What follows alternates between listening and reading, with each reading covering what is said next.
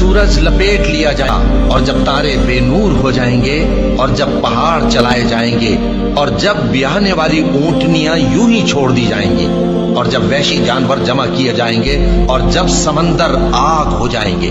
और जब रूहें जिस्मों से मिला दी जाएंगी और जब उस बच्ची से जो जिंदा दफना दी गई हो पूछा जाएगा कि वो किस गुनाह के सबब कत्ल कर दी गई और जब आमाल के दफ्तर खोले जाएंगे और जब आसमान की खाल खींच ली जाएगी और जब दोज़ख की आग भड़काई जाएगी और जब बहिश्त करीब लाई जाएगी,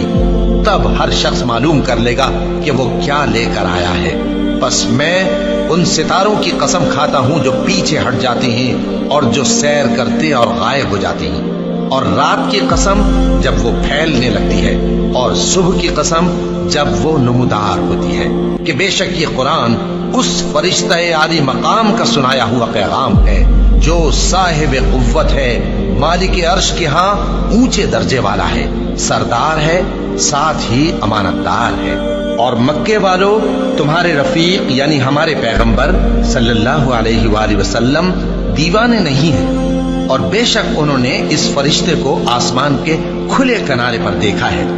और वो गैब की बातों के जाहिर करने में बखील नहीं, और ये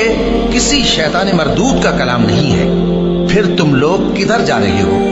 ये कुरान तो तमाम जहानों के लिए नसीहत है,